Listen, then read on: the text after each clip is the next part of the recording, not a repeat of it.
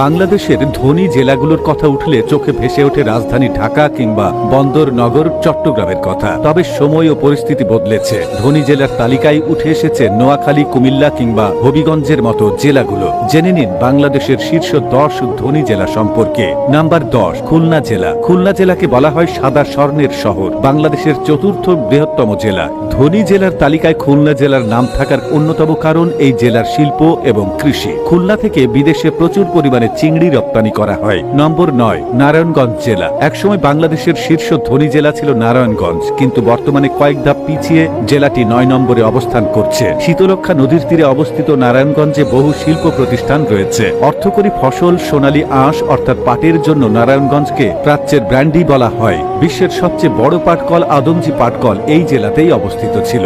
নম্বর 8, গাজীপুর জেলা। বাংলাদেশের অন্যতম সম্ভাবনাময় একটি জেলা হল গাজীপুর। বাংলাদেশের অর্থনীতিতে এই জেলার অবদান অনস্বীকার্য। গাজীপুরে রয়েছে জাতীয় পর্যায়ের বিভিন্ন প্রতিষ্ঠানের সদর দপ্তর, 2টি ক্যান্টনমেন্ট ও দেশের একমাত্র হাইটেক পার্ক সহ বহু সংখ্যক সরকারি, স্বায়ত্তশাসিত ও বেসরকারি প্রতিষ্ঠান এবং ক্ষুদ্র, মাঝারি ও ভারী শিল্প কারখানা এই জেলায় অবস্থিত। এছাড়াও দেশে তৈরি পোশাক শিল্পের বিরাট অংশ গাজীপুর কেন্দ্রিক। নম্বর 7, মানিকগঞ্জ জেলা। ধনী জেলার তালিকায় এ জেলার নাম আসার অন্যতম কারণ এর শক্তিশালী অর্থনীতি। মানিকগঞ্জের বেশিরভাগ মানুষ ব্যবসার সাথে জড়িত।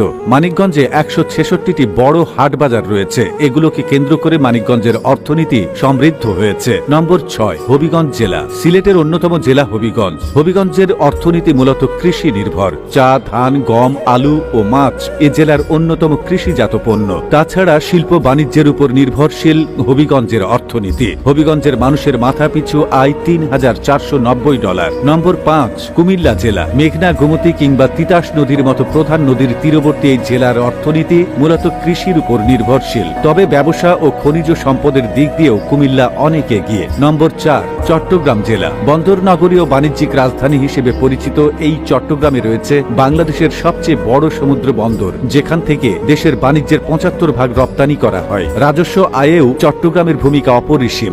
দেশের মোট রাজস্ব আয়ের শতকরা 60% আসে চট্টগ্রামের ব্যবসা বাণিজ্য থেকে। নম্বর 3, সিলেট জেলা। অলি আউলিয়াদের কারণে সিলেটের যেমন খ্যাতি রয়েছে, সমৃদ্ধ অর্থনীতির জন্যও সিলেটের তেমনই খ্যাতি রয়েছে। সিলেটের বেশিরভাগ মানুষ প্রবাসী থাকায় তারা দেশের রেমিটেন্স বৃদ্ধিতে বড় ভূমিকা পালন করেন। এছাড়াও চা শিল্প, কৃষি ও মৎস্য হল সিলেটের অর্থনীতির অন্যতম চালিকা শক্তি। নম্বর 2, নোয়াখালী জেলা। বাংলাদেশের অর্থনীতিতে নোয়াখালীর অবদান অনেক। এ জেলার অর্থনীতির 40% আসে কৃষি থেকে। এছাড়াও নোয়াখালীর বেশিরভাগ মানুষ ব্যবসায়ের সাথে জড়িত।